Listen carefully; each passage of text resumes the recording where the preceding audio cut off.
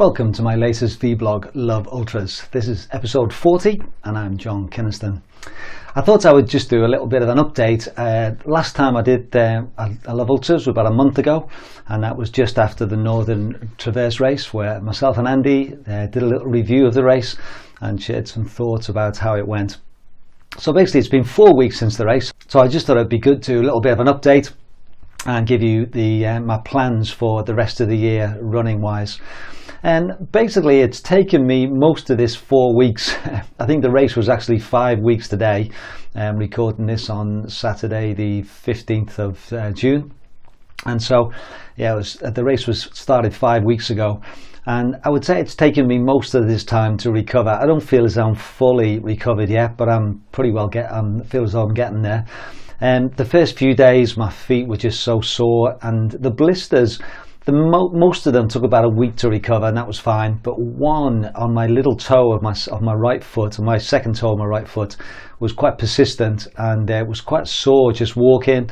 I did start running about 10 days after the race finished, at a park run and then a couple of other runs, and it was quite sore. I would say it's only the last, I would say 4 to 5 days that's completely gone.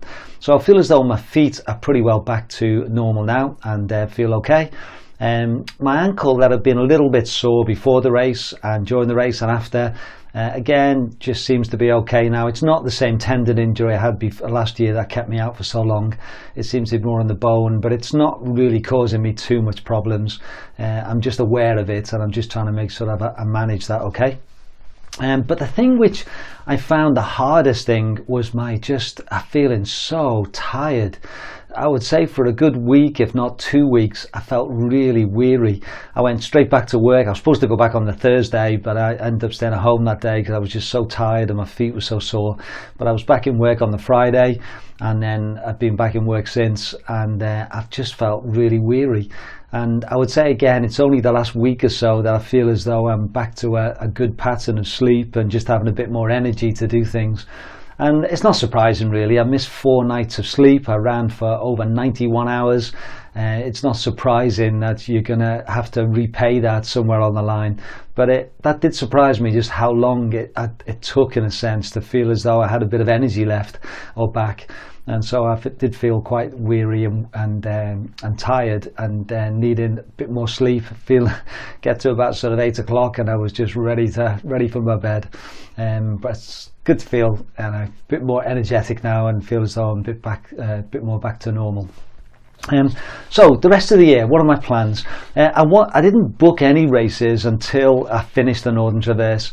Last year I had 3 races that I had to not start. I got some money back, but it's expensive, isn't it, if you sort of pay it out for entry fees and then not doing the race. So I wanted to see how it went and whether I really wanted to enter more races.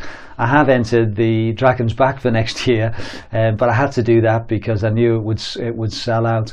And the race that I really wanted to do was the Ring of Fire. That's a 3-day race in round Anglesey, which I'd planned to do last year. I'd recce'd it, I'd prepared for that, and then because of the injury I couldn't do it. So I've entered that one, and I'll go on to that in a moment. But before that, we've actually going to have a holiday. And Katrina and myself, one of our 4 daughters lives in Indonesia, Emma with her husband Jonas and their little boy Noah, and they've got another one on the way in September. And we went last summer to visit them for 4 weeks, and we were planning to go back again this summer, but because they're having a second baby, we thought we would go at Christmas. So we've actually booked flights to go at Christmas. So it meant that we had a bit more time in the summer. Katrina gets school holidays, so she's off for six weeks or so, but I can't take that time. So I've taken a week off so I can save some of my holidays for Christmas. So we thought we had a week. What should we do? And we thought about a couple of options. And then Katrina actually said, why don't we go around the Mont Blanc Massif? And that's something we talked about. Various reasons. I've never done the UTMB, and I say I'm not quite sure whether I will. It's not on my sort of list of races I'm wanting to do in a sense, but I really want to do the route. So we decided that we would do it over 6 days. So we've booked the flights. We're flying out to Geneva on the Friday the 13th of July, and then we've booked our accommodation from the Friday and then start walking on the Saturday, and we've got 6 days to do the route. It's 105 miles, so that works out around about 18-20 miles a day. Now, considering that people who do the race do it anything from 20 hours to 40 hours or so, so we're going to do it at a leisurely pace over 6 days, but it is a challenge. There's a fair bit of climbing and descending every day. I say there will be roughly sort of 18 to 20 miles, 1 or 2 days a little bit more. So that's going to be really good fun. So we've booked 3 hotels, LOVEUltras to start and finish, and then one at Les Champacs in the middle, and then we've got the other 4 nights are in refuge huts. And these refuge huts, I'm gathered, are really superb. They're up in the mountains. Cost about €50 per person, but for that you get your accommodation and also a 3-course meal on the night and then breakfast in the morning. So sorted. So we're really looking forward to that. And as preparation, I thought it'd be really good to have a couple of long days out walking. So last Saturday, Katrina and myself, we went up to LOVEUltras, I think it's called, and then we did 3 Munros, Ben Vorlich, Ben Vane and Ben Een, and beautiful weather for most of it. And then we finished in the rain and thunderstorms and lightning, so that was quite exciting. But we really enjoyed that day, and we were out for about 9.5 hours, so it was a really good day out and lots of ups and downs, so that was good. We practiced walking with the gear that we're going to be using for the holiday. And then this weekend we're just at home, and then next weekend's the West Highland Way race that we'll be involved in. We're marshalling at Orc de Tir, and then the following Saturday, the 30th of July, we're going to do another 3 or 4 or 5 Munros. Not quite sure, not quite decided which route we're going to do, but again, a good long day out on to do some Munros as preparation, and that will be 2 weeks before the holiday, so that I thought that would work out really well. So that's going to be a great holiday for the pair of us. We're really looking forward to it, and I will be taking some photos and video clips, and we'll share that on one of my LOVEUltras in episodes to come. And then Katrina has entered the Devil of the Highlands, which will be 2 weeks after we get back. No, in fact, 2 weeks. No, week after we get back, that's right, the next week. So that's going to be a challenge for her, and I'm sure she'll do really well, and she can use the holiday as a good training and preparation for that race. No, actually 2 weeks, because they're going on the 13th, come back on the 21st. Yeah, it's got 2 weeks, so that's quite good. So we've got 2 weeks to recover and then prepare for that race. She's done it before, so she's looking forward to doing that. And then I've then got the Ring of Fire race, which is the 31st of August to the 2nd of September. So it's over 3 days.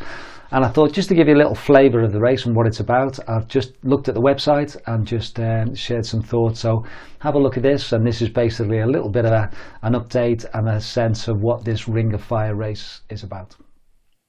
This is the website for the Ring of Fire.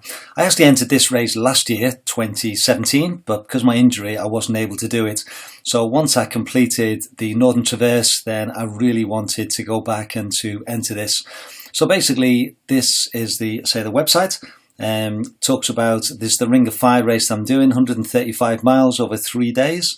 Basically, there's the time limit for day 1, day 2, day 3. There's 150 entered, not quite sure whether they've reached it fully now. A little bit more information if you go to race info and route highlight. And basically you start here on day 1 and you run 35.7 miles on day 1. And then the green one is day 2, that's the longer day, 65.9 miles. And then the third day, another 33.4 back to the finish.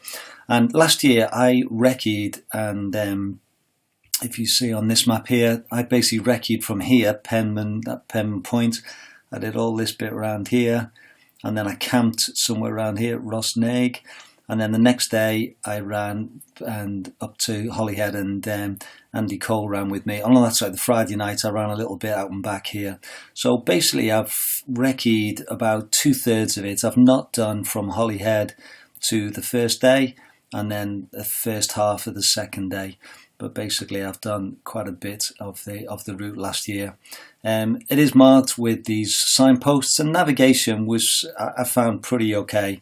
I had the Harvey's map, which was really good as well, and these markers show you the way around, and also they provide GPS tracks as well for the whole thing, so I can put that onto my watch and onto my phone, so that shouldn't be too much of a problem there. The race schedule was the next one I was going to show.